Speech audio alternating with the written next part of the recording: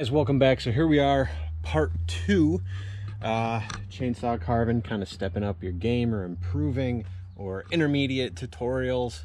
I don't know, we're still working on that name, right?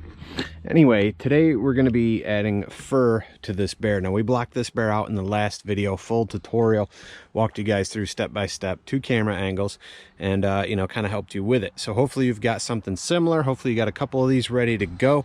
If not, it's all right, you got plenty of time. These videos are here and they'll be available, right? So today we'll be using a dime tip bar. All right, today I'm using the Canon. A lot of times I'm using a steel, but regardless, it's a dime tip bar. All right, this is a 12-inch dime tip bar on my steel MS 170. Now today is going to be about furring and adding the fur so that it'll be something like this guy. All right, we're going to try to take it slow, because a lot of times furring, we just bang through it, get it done, because man, those forearms are going to be burning, right? But we're going to take our time, get the furring done, get the nose, get the mouth, and any other little details that we can get done with the saw. Why the saw and not jumping straight to power tools? Well, because the saw works faster. Power tools is kind of like sanding and detailing and cleaning things up, where if we can do all this with the saw, if we can get as much work done with the saw as we can, we're moving along that much faster, and we can move on to the next project that much quicker. Because let's face it, if we're getting into the intermediate level and we're trying to move out of a very beginner level, we're probably wanting to make some money. And I mentioned in the last video, this is from a quartered log, so a log that was 2 foot tall and roughly 22 inches across, you know, on either side, cross side to side, blah, blah, blah, tongue-tied. And I quartered that into 4 pieces. Now those 4 pieces, we got 1, 2, 3, and the other one's back at my shop as a completed bear. 4. The goal is to sell these for at least $200 to $250 a piece. For me, probably $250 is what I'm going to stick on these welcome bears, about $250 each, and we'll see how they go. For you guys, if your bears aren't getting highly detailed, if you know they're still very blocky and not so rounded, you know what I mean, like, you may be able to get, you know, $150, $125 the bear, you know, kind of base it off, say 50 bucks a foot or 75 a foot. It sort of depends, you know, if you're improving your carving and you're stepping your game up and you're taking more time for details and you're slowing your process down and you're getting closer to what it is you want to achieve, well, now you're putting more time into it, right? So you should be able to command a little bit higher dollar. It doesn't mean you jump in and you just bang on another 200 bucks because you were selling these for 50. You do it accordingly, because even though my bears look like they do now, by next year, as I continue to improve myself and I continue to hone it in what I want to do and the way I want them to look, I might be, you know, bumping my price up to something different. You've also got to base prices around where you live in the area you're in. You know, if you're in a low budget area with people that don't have a lot of money and you're trying to chainsaw carve, well, you know, you might not get what you want. But think about a town over, 2 towns over, hour drive, a 2-hour drive to a place where you know people can afford these things. Find a craft fair, find stuff like that. But we'll get into more videos on that, on selling and pricing and things here in the future. Let's fire up those dime tip bars and start detailing these bears. All right, guys, so we've got our dime tip bars ready to go, saws are ready to go. Right now I'm just showing you some different angles to kind of keep in the back of your mind, and different movements here as you go through and fur.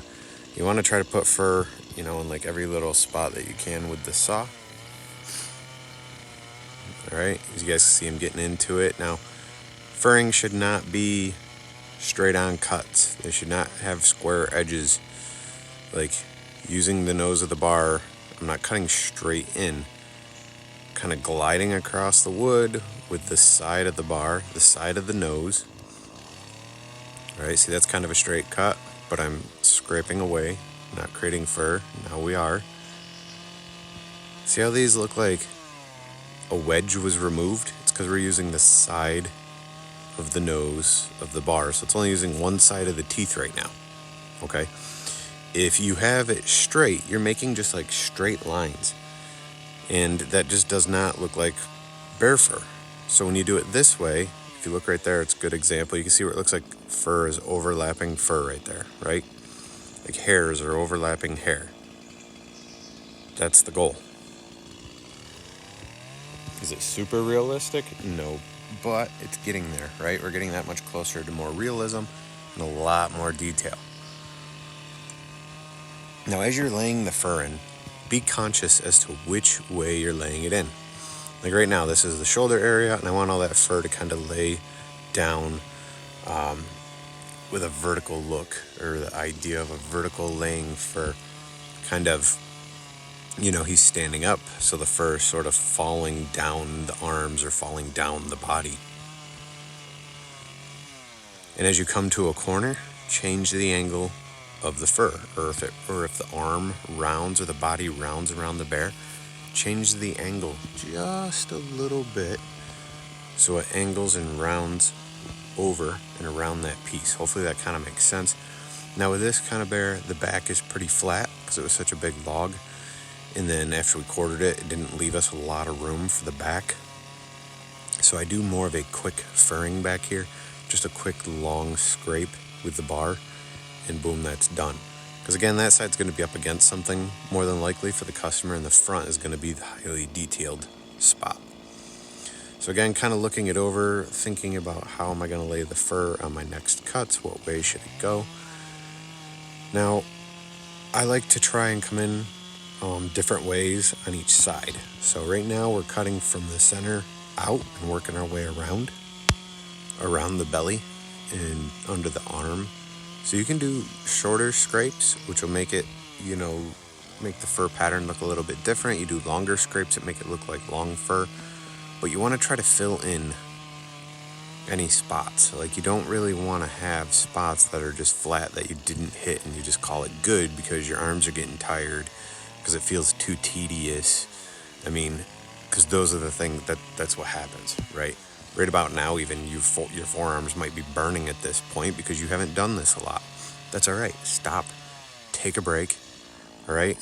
Look your bear over. Fill your saw. Maybe throw a file over it if it's not that sharp. And come back to it. So when it comes to this arm, I like to throw the fur on in a couple different angles, like two or three different styles. See how we just switched angles and position? Okay. So fur kind of glides to the left and glides to the right over the arm, almost making a part. It's okay though, because we'll come across and we'll do a line up the center, which will connect the two sides if there is a part. See how that angle in there on the right, if you zoom in, then we come here and we change the angle a little bit for the fur to come down the side of the arm. This is all detail stuff. Detail stuff. It takes longer, but it'll make your piece stand out. It'll make your piece be just that much more detailed, right? You're getting that much closer to a higher end carving rather than this blocky, straight edge fur looking piece. Which I'm not busting your guys' chops, I'm really not. That's where we all start.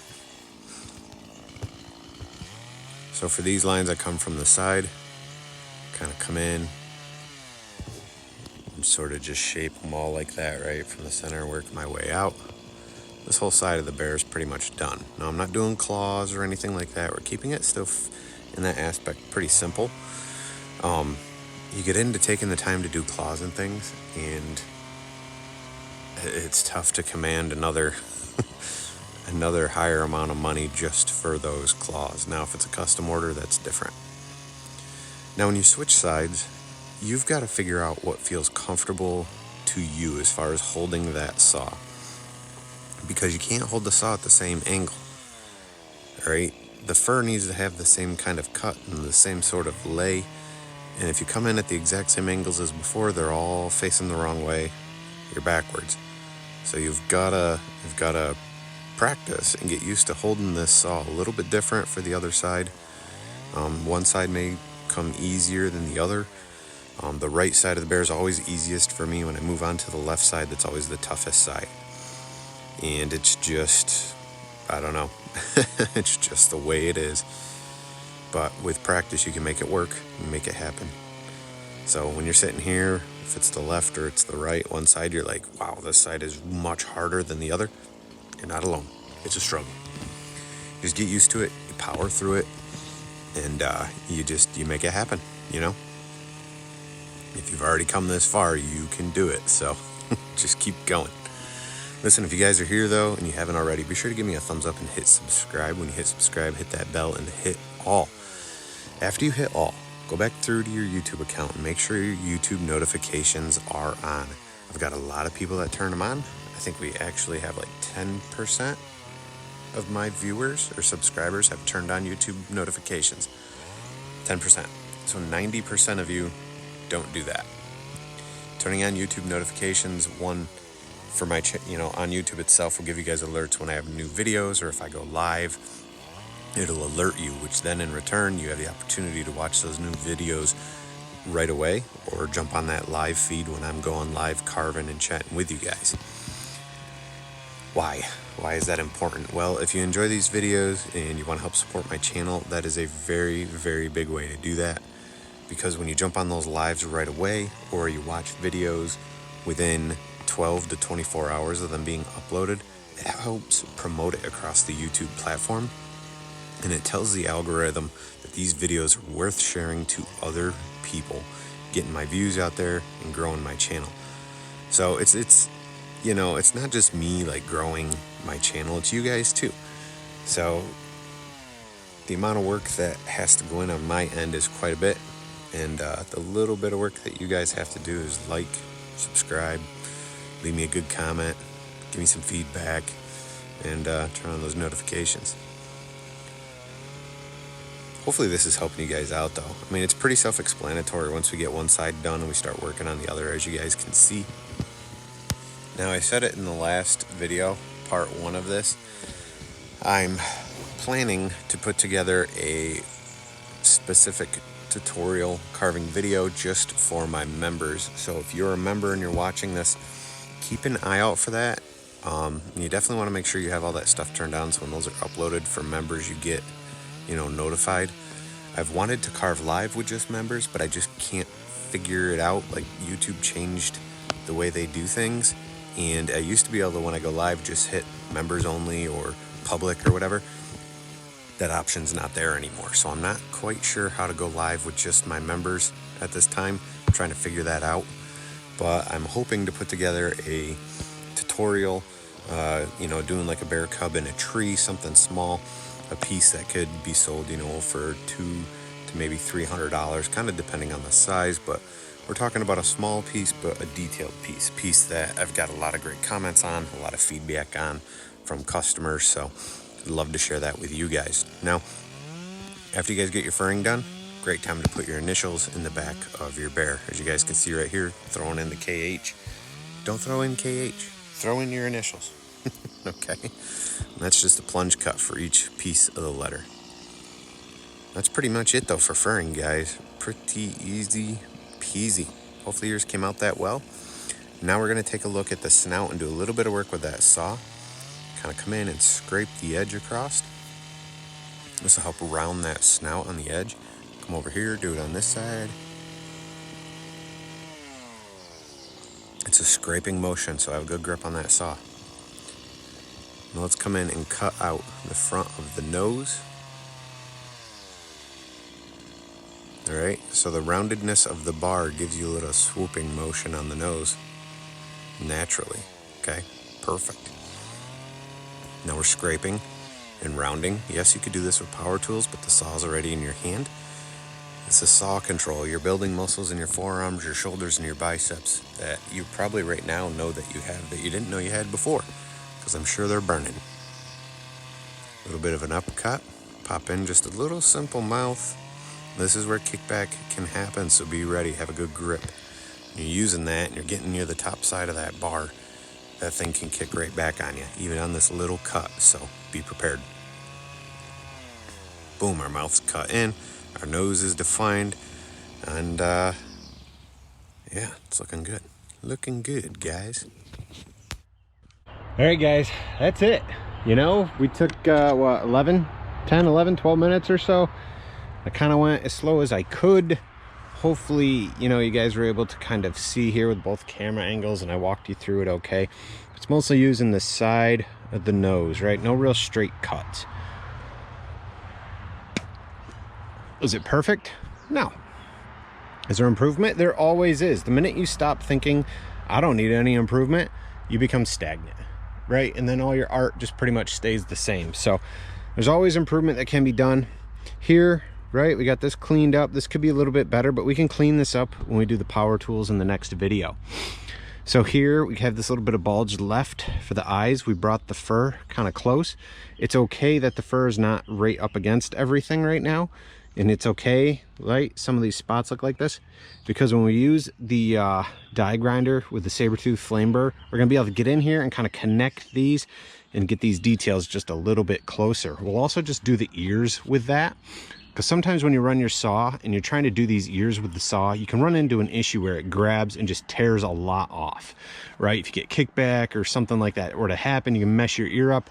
And honestly, I'm pretty happy with the size of the ears, the placement, and where they are so far. They do have to get rounded and shaped and things like that, obviously. All right, we got our nose in here, come out pretty good. Things we will detail in the next video. So if this has helped you guys out, if you guys are enjoying this little series, be sure to give me a thumbs up, hit subscribe, hit that bell, hit all, and make sure those YouTube notifications are on. Also, leave me a comment. Let me know what you guys think so far. Hope you guys are having fun, staying safe, keep gripping and ripping.